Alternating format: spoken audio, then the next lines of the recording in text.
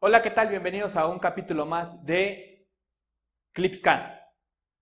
Mi nombre es Jair y soy el profesor de Historia del Instituto Kepler. El día de hoy vamos a hablar acerca de un concepto que no es tan lejano como los primeros temas de historia. Al contrario, es un concepto que todavía hasta nuestros días está presente y que muchas características que nos dejó aquel hecho histórico las podemos encontrar en nuestro día con día. Y este es la Guerra Fría. Bien, lo primero que vamos a hacer es definir el concepto de Guerra Fría. Hablamos Guerra Fría a este evento histórico que se da al término de la Segunda Guerra Mundial en 1945 hasta 1989 con la caída del muro de Berlín. Y fue una época donde el mundo quedó dividido en dos superpotencias. Por un lado, el bando capitalista dirigido por los Estados Unidos y por el otro lado la URSS, que comandaba el bando socialista.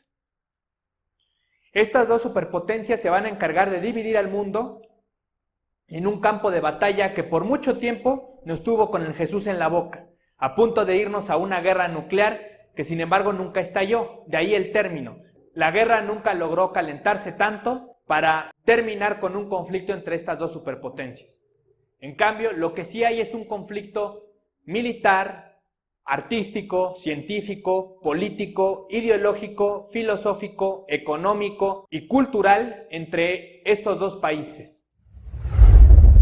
Bien, ahora hablemos de las características de ambos bandos. Empecemos con el bando socialista, la URSS, que es en pocas palabras la tatarabuelita de lo que hoy conocemos como Rusia. Hablemos de la URSS como una institución que se va a encargar de llevar a cabo la ideología de un viejo autor alemán llamado Carlos Marx, el cual tiene todavía mucha relevancia y mucha importancia en el mundo actual. Bien, el socialismo, en pocas palabras, hace una propuesta al sistema productivo de la época. Consideraba que la explotación que ejercían los burgueses o los dueños de los medios de producción hacia el trabajador era excesivo. Por lo tanto, el socialismo propone que sea el trabajador el que maneje aquellos medios que producen riqueza, que sea el obrero o el proletariado, como él le llamaba, quien busque y controle las formas en las cuales se producen y se generan riquezas en una nación. Por ello, el socialismo propone derrocar el sistema que se ha establecido con el capitalismo e instaurar una dictadura del trabajador o una dictadura del obrero. Precisamente la URSS va a crear un organismo político que busca que estas ideas que aparecen en el siglo XIX con Carlos Marx y que se ponen en práctica en la URSS a principios del siglo XX, se lleven a todos los continentes del mundo y que se vuelva una realidad en el planeta. En pocas palabras, controlar a todo el universo con el virus del socialismo. Durante la Guerra Fría, la URSS se va a encargar de crear varias organizaciones. Por ejemplo, en el ámbito político aparece la Cominform, que es una institución que se va a encargar de apoyar a todos los partidos socialistas del mundo para llevar a cabo la revolución del proletariado. Y en el ámbito económico aparece la Comecon, que es una institución que tenía como objetivo financiar los movimientos sociales que iban apareciendo en los 5 continentes de nuestro planeta. Y por último, el Pacto de Varsovia, que es la unión de varias tropas y elementos militares de los países socialistas de la Europa del Este con la finalidad de defenderse o respaldarse en caso de que hubiera algún ataque de un país occidental o capitalista. Los Estados Unidos no se quedaron atrás y también van a crear una serie de instituciones o de organismos que buscarán detener al socialismo de manera definitiva. Aparece en 1946 el Plan Marshall, el cual era en pocas palabras un rescate económico o una inversión económica que hicieron los gringos hacia la Europa occidental, puesto que al término de la Segunda Guerra Mundial, el gigante soviético empezó a comerse a los países de la Europa del Este, acercándose cada vez más a la Europa occidental.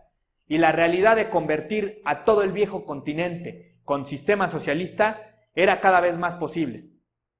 Por ello, los Estados Unidos van a invertir una fuerte suma de dinero en los países occidentales de Europa, con la finalidad de convencerse que el socialismo no era la mejor opción y que el capitalismo seguía siendo la salvación de todos sus problemas.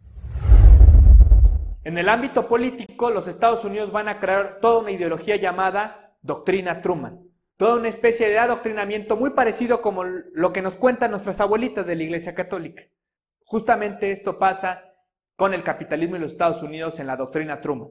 La ideología era venderte la idea de que las repúblicas y las democracias eran un sistema mucho más libre, menos autoritario y mucho más efectivo que lo que presentaba el sistema socialista.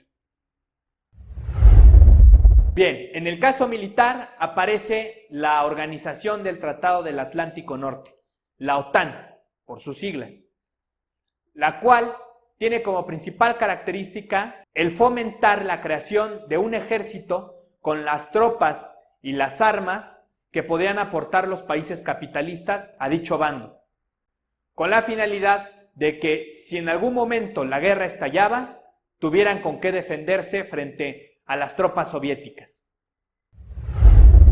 Durante 1946 hasta 1989, la Guerra Fría va a enfrentar a estos dos enormes gigantes de la historia universal, el tío Sam y los Estados Unidos y el oso soviético de la Unión de Repúblicas Soviéticas Socialistas.